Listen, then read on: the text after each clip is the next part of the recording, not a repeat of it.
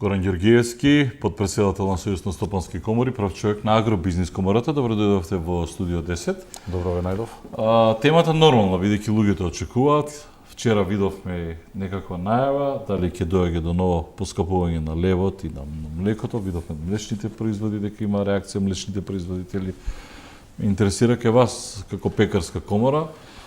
Вчера видовме еден пакет мерки, антикризни мерки на владата. Не видов дека вие сте тама бевте на владиниот економски совет. Ке имаме ли ново зголемување на цената на левот? Видете, вака многу сензибилен момент е сега, затоа што цените на суровините продолжуваат да растат на светските берзи. И тоа за да се спречи, односно не може да се спречи, нели, бидејќи дадените стратешки суровини се берзански производи, значи државата мора да влијае со некои субвенции, конкретно од нашиот бизнис, од нашата фелева и прехрамбена индустрија, да речеме. Влијанието би се состоело во тоа да се субвенционира цената на електричната енергија. И тоа е тема која што веќе сме разговарале и во Министерството за економија со министерот, запознати се и од владата, нели, и на економскиот совет беше тоа истакнато. Јас искрено се надевам дека во однос на тоа ова иницијатива ќе вроди со плод и со дадените субвенции ќе останат цените на лебот и на стратешкиве основни производи исти, а дури и постои реален потенцијал на можности да се намалат.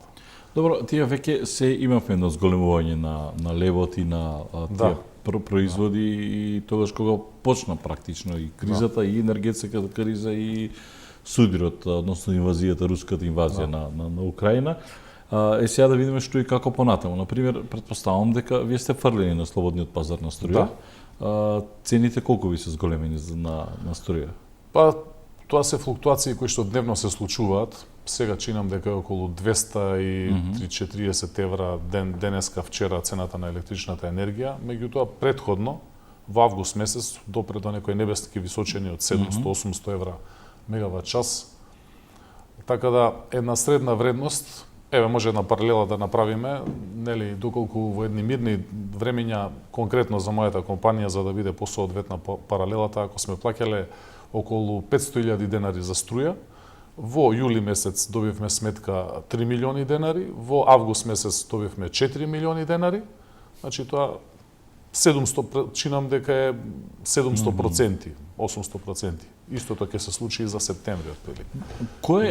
Производот не може да издржи таа цена на електричната енергија. Кој е кај вас, бидејќи вие сте во пекарско-сладкарски оддел специјал, кој е кај вас главниот инпут за ценава?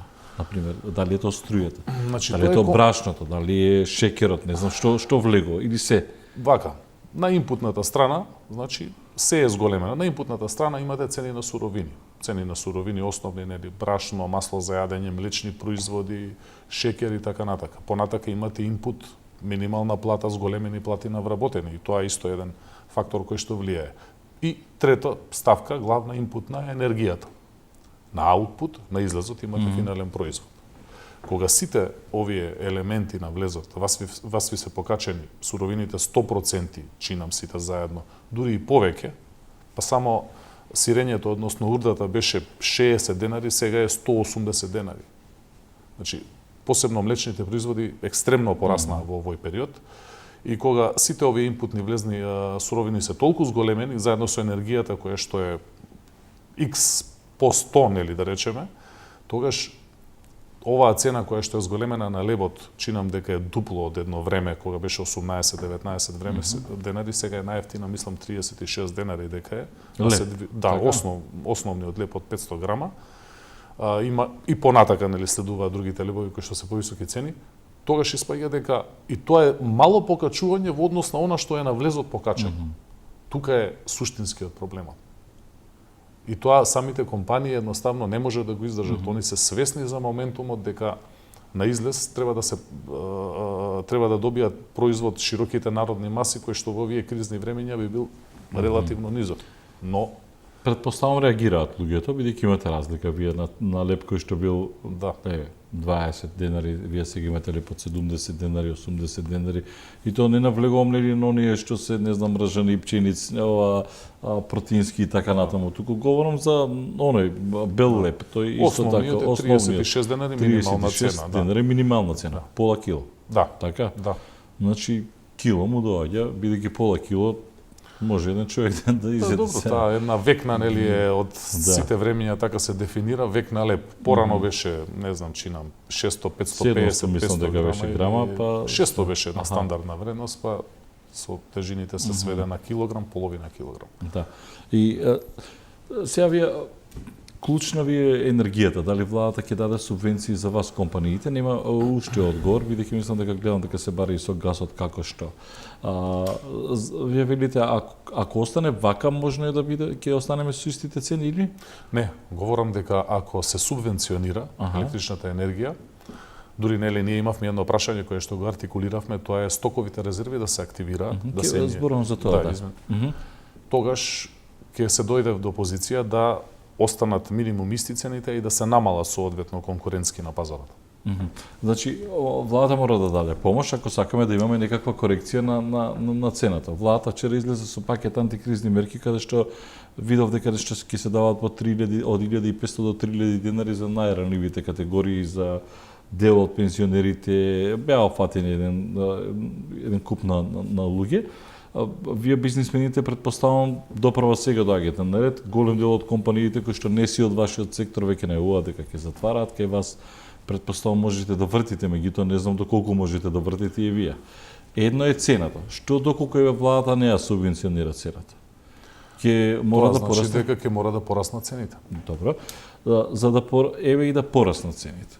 Знаете ова како со струјата, ќе порасне цената на струјата, мора да се плаќа. Но прашањето сега дали ќе има струја. Сега прашањето е имаме ли пченица? Нешто е државна тајна, не знам колку има во стокови резерви. Меѓутоа генерално бидејќи соработувате и со регионот, можеме ли да бидеме спокојни од тој аспект дека нема да бидеме главни? Ај што ако ја покачите, но дали можеме да останеме и главни? Не, нема да останеме, бидејќи нели како членови и од Сојуз на стопански комори веќе на Опел Балкан сме присутни. Јас лично сум и член во комисијата за храна таму, односно комисијата за овие прехранбени суровини, каде што имаме релативно сигурни информации дека капацитетите конкретно на Србија се доста сериозни и она може да ги покрие нашите побарувања во однос на основните суровини. Тоа се брашно, пшеница, масло за јадење, делумно и млечни производи. Така да суштинското прашање тука е колкави ќе бидат цените. Како конкретен одговор на ова што вие го велите. Ќе има производи, ќе има суровини, колкави ќе бидат нивните цени? Тоа е исто прашање. Прво, ние, наши домашни капацитети, веројатно имате повеќе бројки, колку ние располагаме, ние не извезуваме, така зависни сме од увоз. Годишните потреби на Сега говорам за лебот конкретно, се фатив за основниот прехранбен производ.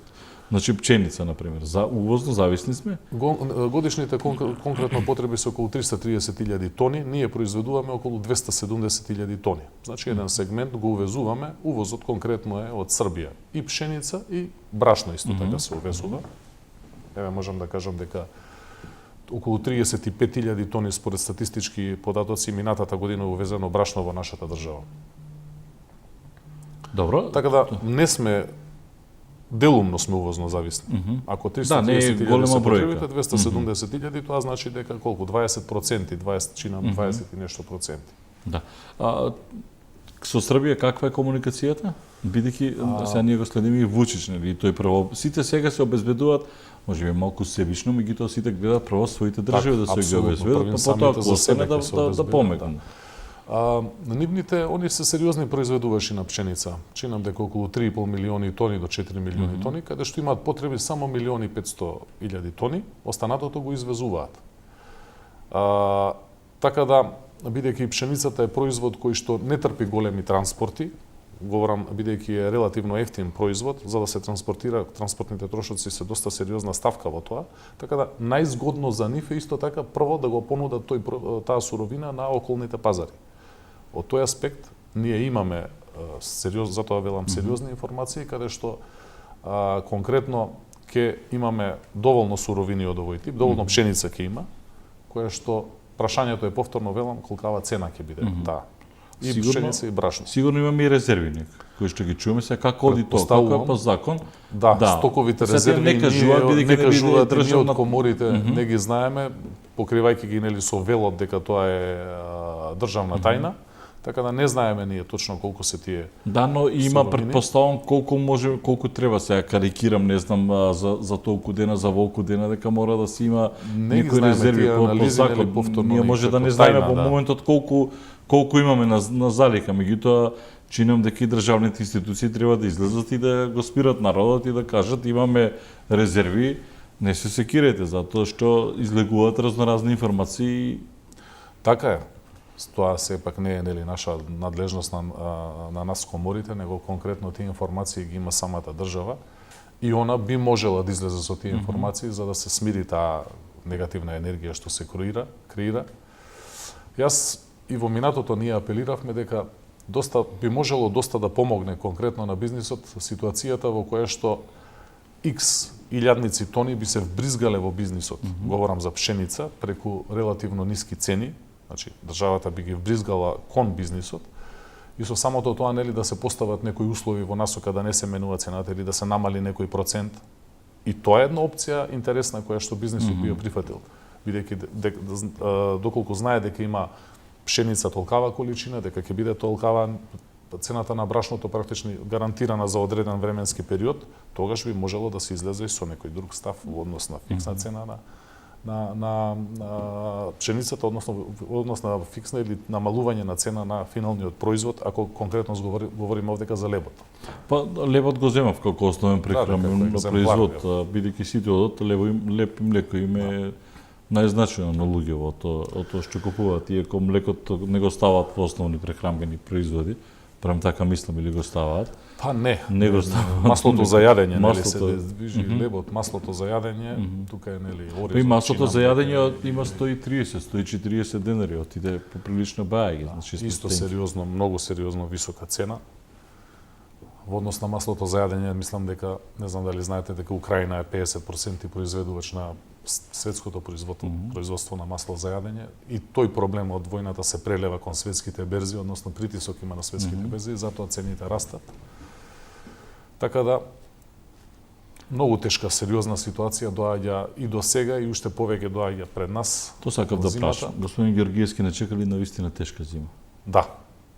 Значи тоа веќе неколку пати не го напоменуваме само ние, нели, кои што сме постојано во контакт со берзите, со овие суровини и така натака со трговците.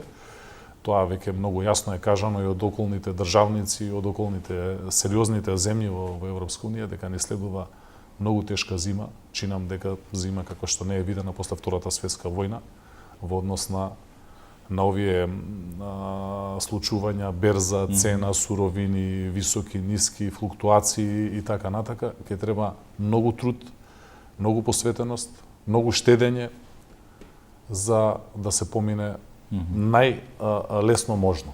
Дали една ваква криза ги изфрли на виделина, практично го изфрли на виделина целиот недомакинлук изминативе 30 години? Во која смисла? Немаме стратегија, например, оваа година ќе засадуваме пченица, ни треба толку, ни треба, ќе засадуваме, не знам, праски, не знам, лешници. Имаме ли ние стратегија кои култури на нас ни се Тргнувајќи потребни? од таа синтагма дека секоја криза е всушност шанса, всушност секоја во даденава ситуација оваа криза практично го дигна тепихот и се она што е, нели, Што се трупало под тепих. Под тепих сега ќе излегува и ќе излезе понатака на површина. Има многу недостатоци во тие стратегии, би можел многу да говорам бидејќи добро ги знам работите во однос на земјоделието. Само ќе ви кажам еве две квалитетни информации. Во 2014 година садено е околу 94.000 хектари, чинам дека се посадени под пшеница. Во 2022 само 74.000 хектари се посадени. Тоа значи дека од година во година се намалува површината на кое што се обработува за од страна на земјоделците за житни култури. Добро, прашањето ми е зошто? А субвенциите воедно растат. Нели се даваат субвенции, така? На житните култури? Да, општо се даваат субвенции. А субвенции да, се даваат. Тогаш значи дека имаме некој проблем ние и дека треба да се соочиме со тој проблем. Бидејќи вие инјектирате ист квантум на субвенции, пари, финансии, нели? Генерално си исти горе-доле земјоделците, меѓутоа површината на засадени житни култури опаѓаат. Јас сакам да кажам тука дека од особено значење е да во иднина се креира друг тип на стратегија на давање субвенции. Субвенции каде што ќе се предизвика додадена вредност, односно каде што ќе се зголемува бројот на површините кои што се под житни култури и општо под секакви култури. Да, за Значи, секакви вие мора да култури, затоа дадете имаме ли субвенција, стратегија, например, практично- толку патличен Да, волку. практично да давате субвенција, финансирате нешто, мора да очекувате плод на крајот. Не може вие да одите во минус, давате субвенции, а одите во загуба. Самата субвенција е на некој вид инвестиција економски гледано, која што мора да произведе додадена вредност, односно раст на производството на тие житни земјоделски култури и раст на површините по кои што се одгледуваат. Добро, еве зашто е намалена за пшеница, например, како се види тоа? Па, да, за пшеница е намалена затоа што повторно велиме нели дека нема интерес од страна на луѓето да одгледуваат многу пшеница затоа што многу е скапо одгледувањето на пшеница, станува скапо. Треба да инвестирате во семенски материјал, треба да инвестирате во нафта за трактори за орање, треба да инвестирате во вештачки ѓубриви. Но, еве сега би се исплатило во една ваква ситуација. Па не, затоа што иако цената на пшеницата е дупло порасната од некои минати времења, воедно вештачкото ѓубре е 3 пати порасната. Значи било 20 денари по килограм, сега е 60, 1 евро килограм вештачко ѓубриво. Семенскиот материјал уште повеќе пораснат, нафтата уште повеќе. Така да сума сумарум на инпутот и аутпутната страна повторно имате многу голема дискрепанца во однос на тоа што е инвестирано како сума и тоа што го добивате. Воедно бројките зборат. Површините се намалуваат. Нема конкретно, јасно и гласно. Добро. А заинтересирани се луѓе да работат земјоделство или тука опаѓа се помалку бројот? Опаѓа Што бројот, сите се на факултети, интересот, сите сакаат да студираат. Младите веќе нема млади фармери, многу помалку се млади земјоделци, многу луѓе се одселуваат од нашата држава. Меѓутоа ја повторно ќе го сведам, тој интерес мора да биде побуден со зголемена профитабилност на излезната страна. Ако има интерес некој да одгледува житни култури каде што ќе има соодветен профит, он ќе одгледува. Тоа е класична пазар побарувачка ситуација на самиот терен. Добро, бевте на економскиот владин совет, претпоставам дека се отворени овие теми, какви се размислувањата? Има волја за владата помагајќи на вас се помага и на граѓаните. Ако тие ве субвенционираат вас, вие велите ние ќе реагираме на цената на струјата, односно на цената на левот и ќе го намалиме левот. Има една многу важна работа тука што не ја спомнавте. Во приватниот бизнис, микро, мали, средни, големи компании работат 700.000 вработени, 680 чинам, така беше нешто. Исто и овие вработени треба да земат плата. Па тие се повеќе од администрацијата и од пензионерите, нели? Значи, да, 330.000 пензионери има. Да, ако е здрав бизнис со здрави компаниите, тогаш и луѓето ќе земаат плати. Ќе добијат можеби и покачување. Меѓутоа ако бизнисот не може да се третира, да речам, на некој начин изолирано. Како што е ситуацијата со администрацијата, со социјално ранливите групи, со пензионерите, исто така и бизнисот, и тоа најголемиот работодавач во нашата држава е тој. Добро, како има волја, бидејќи затоа велам бевте на економскиот владин совет. Беше тоа еден квалитетен разговор на бидејќи претпоставам и нив ги интересираше левот и освен струјата и левот ги интересира. Имаше волја, имаше разговор, ги потенциравме точно точките. Јас сметам дека и ќе се одговори во наредниот период квалитетно како што треба. Свесни се за целата ситуација и мислам дека се работи. Колку пари ви требаат отприлика за да го за да остане оваа цена на левот или и да ја намалите, колкав е буџетот, колкави се средствата што ги барате? Сума сумарум, ако говориме нели економски на целата гранка ова колку му треба. За целата гранка говорам. Не можам да проценам, затоа не би знаел тоа да ви одговорам. Меѓутоа можам да ви кажам нели колку би требало да се субвенционира електричната енергија. Колку? Ние имавме барање таму што го доставивме во разговорот. Тоа беше некаде 100 евра по мегават час, меѓутоа ќе видиме како ќе се движи таа субвенција. Тоа треба владата да пресуди, да расуди како би функционирало, за да може да се побара ова што го велите, минимум одржување на цена, а дури и намалување на цени. Говориме за електричната енергија. Добро, имаше волја кај владата? Се сослушавме, разговаравме, ги артикулиравме ние нашите ставови и се остана да се размисли тамо, да се направат дополнителни анализи од нивна страна, па очекуваме и да видиме какви ќе бидат резултати. Јас сега ќе сумирам, кога се во прашање лебот, не знам дали и другите, веројатно се што е врзано со пченица, другите производи. Житни производи. Житни производи.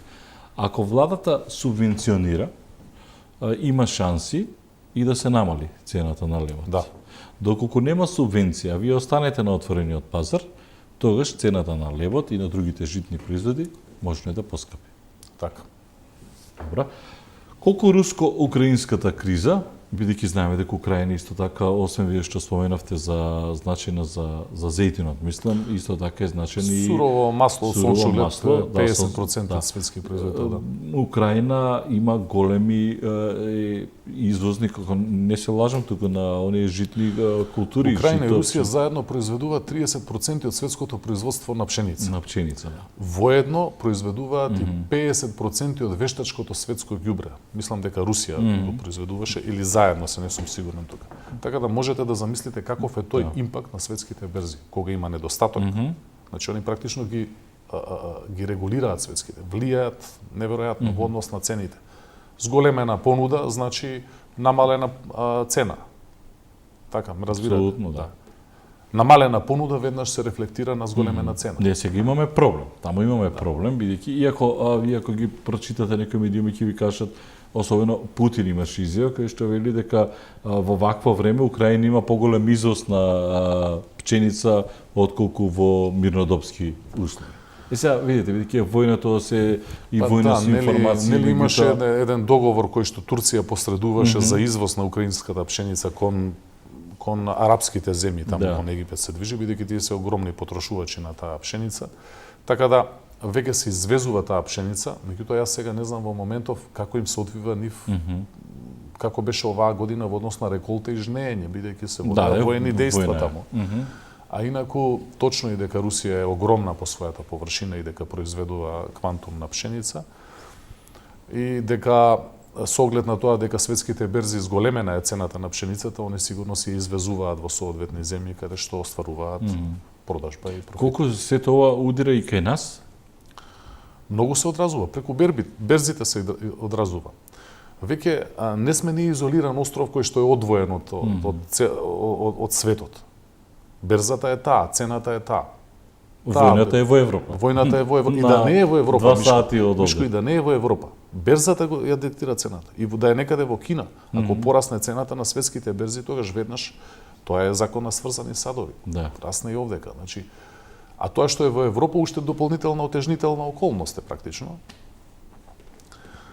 Така да јас се надевам на некој баланс, некоја рамнотежа, на каде што нема толку да пораснат цените на пшеницата и на енергенсите, за да колку што може поблаго поминеме во зимава. Тие се поголеми игранки на кои што ние и не можеме да влијаеме, и не би ги дискутирали. Го споменавте Опен Балкан, колку тоа може да придонесе во некакво закрепнување или еве оваа зима да ја протуркаме условно кажано. Па еве тоа беше нели на тие состаноци присуствуваме и тоа некаде чинам дека беше во август еден состанок се сеќавам каде што министерот за земјоделие на Нединовиќ на Србија обзнани дека имале добра жетва и дека таа била количина таа околу 3,5-4 милиони тони и дека ќе имаат доволно за нивните потреби и ќе имаат доволно да бидат задоволени и партнерите Албанија и Северна Македонија од тие од тоа производство на што го имаат на пшеница. Така да тоа е добрата страна, повторно велам дека ќе имаме доволно житни култури, житни други суровини, масло за јадење, исто така и се надевам и млечни производи. Прашањето пак го враќаме на тоа дека не знаеме конкретно колкава ќе биде цената. Една, например, од работите кои што може да се постави, зашто еве компании кои што се успешни, зашто не инвестира во соларни панели? Не говорам сега, говорам претходно. Ние веќе инвестиравме уште пред 4 години. Имаме соларна централа, делумно нели која што ни ги задоволува нашите капацитети, меѓутоа тоа е мал дел. Значи за енергетска независност ни треба многу повеќе, говорам индивидуално како компанија. Инаку многу е важно да се инвестира во овие капацитети, посебно за правните субјекти, за компаниите, за фирмите, бидејќи сам за себе се произведуваш електрична струја. Воедно не го оптоваруваш системот, воедно ти се смалуваат трошоците, колку што може да се смалат. Така да, тоа е една од точките која што ги доставивме до нашата влада, нели, за симплификација на постапките за поставување на фотоволтаични панели на секаде на сите правни лица. Не говорам, нели, сега само за прехранбените правни субјекти, говорам општо за целата индустрија која што низ целата држава. Јас исто така од особено значење има еден закон кој што сакам да го спомнам, каде што беше поднесен во коморите кон трговските ланци се однесува, тоа е закон за нефер трговски практики при снабдување на трговските ланци. Тоа се почна некаде уште пролетта, меѓутоа тука не знам дали се доврши. Ова е една многу важна тема, бидејќи, еве Мишко ќе ви парафразирам во неколку збора, веднаш сигурен сум ќе сватите.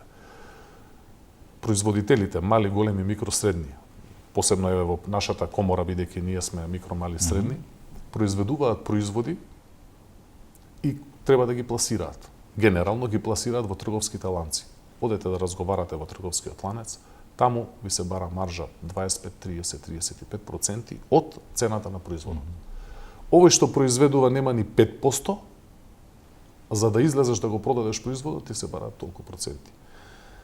А во Европска Унија има таков закон кој што ги ограничува овие маржи кои што трговските ланци можат да ги обараат од производителите. Го коментирам ова затоа што има доста влијание во комората и притисок врз нас да ја оваа тема да ја обзнануваме, да ја отвараме. Се со цел кај производителот кој што е најважниот, кој што е есенција во нашата држава, да останат повеќе пари кои што ќе му помогнат да биде помоќен, да инвестира, да биде попродуктивен и така натаму. Зошто лебот во еден маркет истиот леб е 35 денари, во друг 45? Зошто млекото во еден маркет е 74, во друг е 100 денари?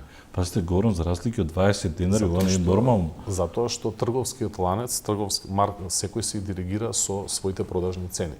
Генерално од производителите, подадени точни ставки дефинирани, доаѓаат до продавачите, до трговските ланци, горе-доле исти цени. Добро, ја капирам 1 денар, 2 денари, меѓутоа 20 денари на исти производ. Има некои што и тоа, некои нели даваат попуст, па тој попуст, некој има повисоки цени без попуст, па може да се создаде некоја разлика.